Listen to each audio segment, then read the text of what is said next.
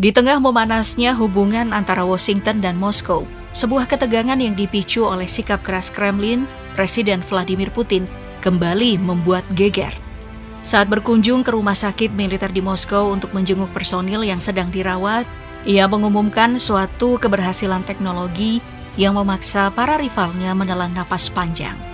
Uji coba drone bawah laut bertenaga nuklir bernama Poseidon telah berhasil dilaksanakan.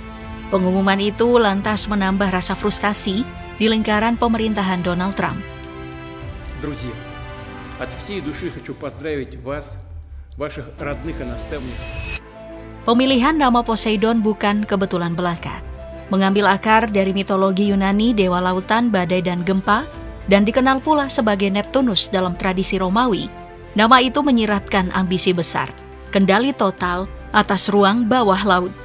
Dengan simbolismenya itu, Rusia seolah-olah menyampaikan pesan tegas, dalam kedalaman laut mereka ingin menancapkan kekuatan yang sulit ditandingi, sebuah realitas yang mungkin jauh di luar perhitungan Trump saat kembali menempati Gedung Putih.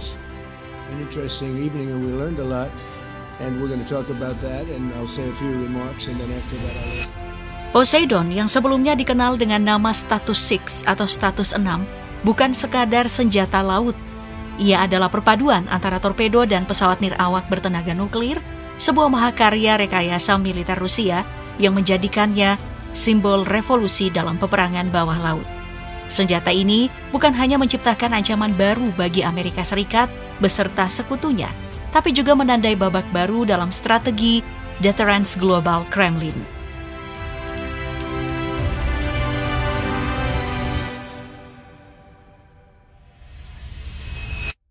Secara fisik, Poseidon memiliki panjang sekitar 20 meter dengan diameter 2 meter, terlalu besar untuk disebut drone, namun masih terlalu kecil untuk digolongkan sebagai kapal selam.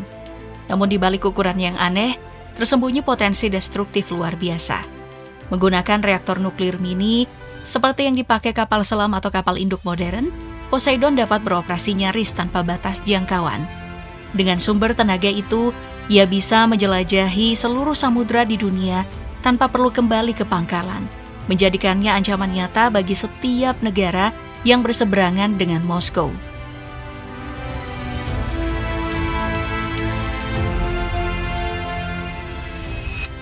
Keunggulan reaktor nuklir bukan hanya soal daya jelajah.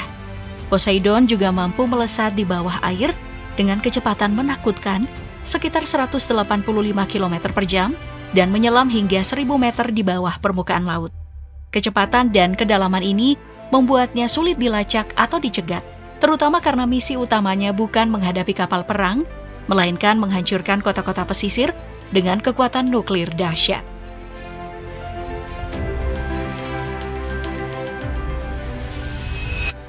Untuk melengkapi kemampuan ofensifnya, pabrikan Rubin Design Bureau melengkapi Poseidon dengan teknologi stealth bawah air tingkat tinggi. Ia dirancang untuk melaju dengan senyap, meniru perilaku kapal selam modern yang meredam jejak akustik hingga nyaris tak terdengar radar sonar. Sebelum mencapai target, Poseidon biasanya melaju perlahan di mode diam total, baru kemudian mempercepat diri menuju sasaran akhir, menjadikannya pembunuh dari kedalaman laut yang nyaris mustahil dihentikan.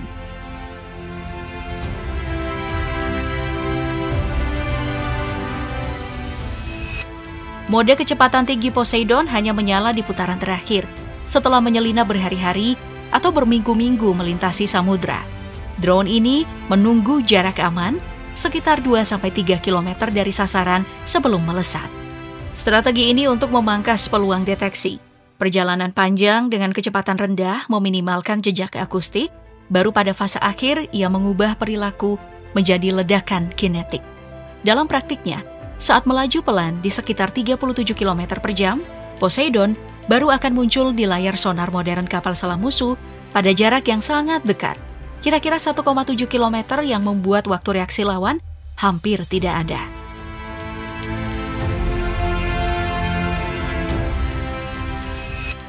Keunggulan siluman Poseidon tidak berhenti di situ.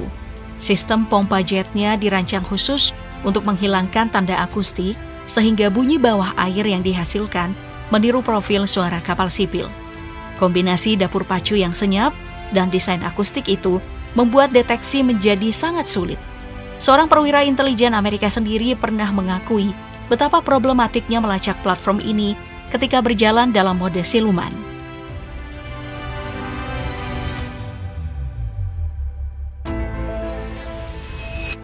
Tetapi di balik kemampuan jelajah tak terbatas dan kamuflase canggih itu, ancaman utama Poseidon adalah daya hancurnya.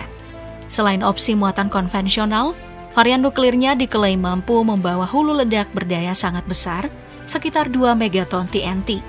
Untuk membayangkan skalanya, bom Fat Man yang dijatuhkan di Hiroshima berkekuatan sekitar 21 kiloton atau 0,021 megaton. Jika Fat Man telah merobek kota dengan daya 0,021 megaton, bayangkan apa yang bisa dilakukan pelepasan 2 megaton.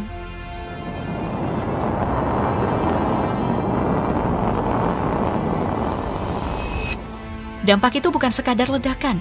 Selain kehancuran langsung, sebuah ledakan nuklir bawah laut berpotensi memicu gelombang tsunami bercampur limbah radioaktif.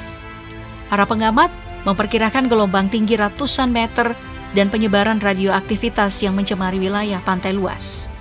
Dalam skenario itu, Poseidon bukan hanya senjata konvensional, ia juga menjadi senjata radiologis yang menimbulkan konsekuensi ekologis dan kemanusiaan berkepanjangan.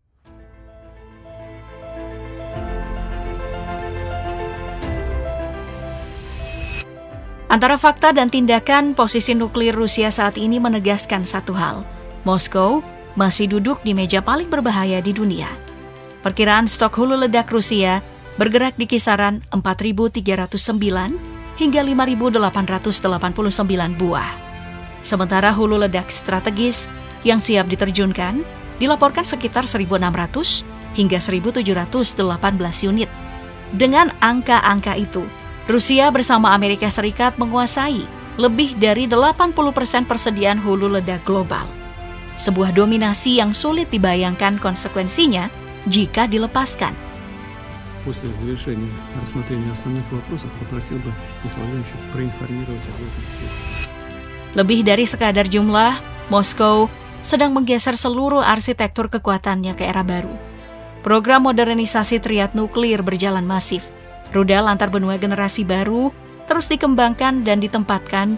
Kapal selam generasi berikutnya dirancang untuk membawa senjata-senjata strategis baru. Dan armada pembom jarak jauh sedang diperbarui agar tetap relevan di medan pertempuran modern.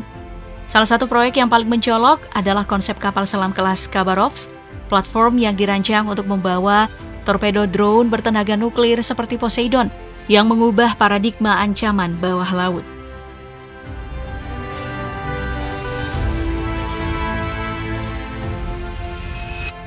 Rusia bahkan merambah ke ranah senjata yang nyaris tak terbatas. Gagasan rudal jelajah bermesin nuklir. Jika teknologi ini matang, konsekuensinya eksplosif. Senjata jelajah bermuatan kepala nuklir tanpa batas jangkauan praktis membuka kemampuan menyerang secara global tanpa perlu pangkalan depan. Singkatnya, bila Kremlin mau, kapasitas pengiriman ledakan nuklir kemana saja di muka bumi menjadi sangat nyata. Я уже сказал, 10 тысяч образцов техники. Различные, из них 333. Poseidon sendiri, sebagai manifestasi dari ambisi itu, menjadi simbol klaim Moskow bahwa ada perangkat yang nyaris tak tersentuh dan dapat dicegat. Putin berani menegaskan bahwa senjata semacam ini adalah game changer yang menutup celah bagi upaya pencegatan musuh. Namun klaim seperti itu wajib ditanggapi dengan skeptisisme teknis. Kemampuan operasional, ketahanan sistem, dan efektivitas dalam kondisi perang nyata selalu berbeda dengan narasi panggung politik.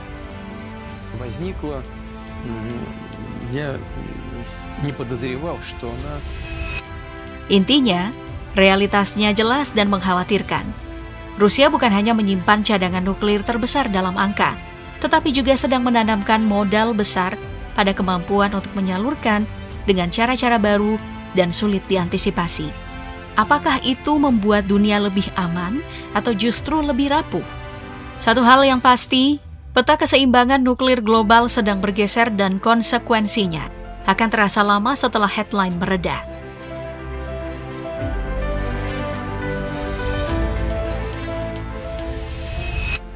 Masuk akal bila Putin dengan penuh percaya diri mengklaim Poseidon tak tertandingi. Senjata bawah laut semacam itu memang menempati kelas sendiri saat ini.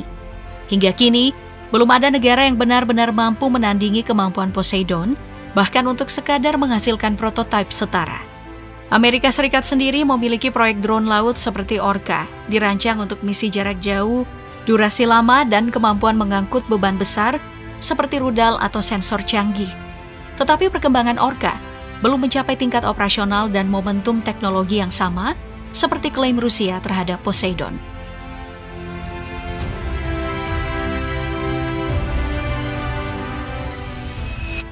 Masalah bagi Washington bukan sekadar menciptakan platform sejenis, melainkan bagaimana mencegah atau menetralkan serangan dari perangkat yang bergerak di bawah permukaan laut. Di udara, Amerika masih mengandalkan lapisan pertahanan seperti THAAD dan Patriot. Di permukaan laut, gugus kapal induk, misalnya USS Gerald R. Ford dan kapal perusak pendampingnya menjadi perisai utama. Namun di bawah air, cara efektif menghentikan torpedo drone berkecepatan tinggi dan berteknologi nuklir itu tetap menjadi tantangan yang serius.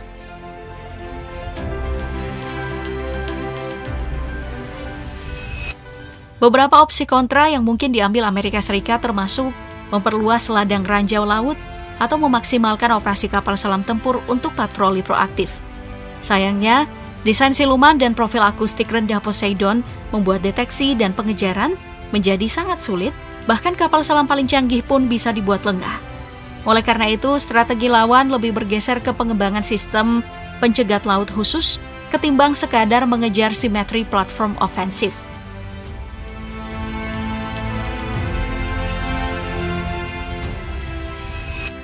Ironisnya, bukan hanya kota-kota pesisir yang terancam, gugus tempur kapal induk barat juga menghadapi resiko baru. Sebuah Poseidon yang mencapai jarak dekat dan kemudian memacu kecepatan puncaknya bisa menghilangkan jendela respon unit anti kapal selam, memberi sedikit waktu bagi unsur defensif untuk bereaksi. Dengan kata lain, ancaman ini bukan sekadar soal jumlah ataupun kecanggihan senjata tradisional, melainkan soal kemampuan menutup celah waktu dan ruang yang kini dimiliki platform bawah laut modern.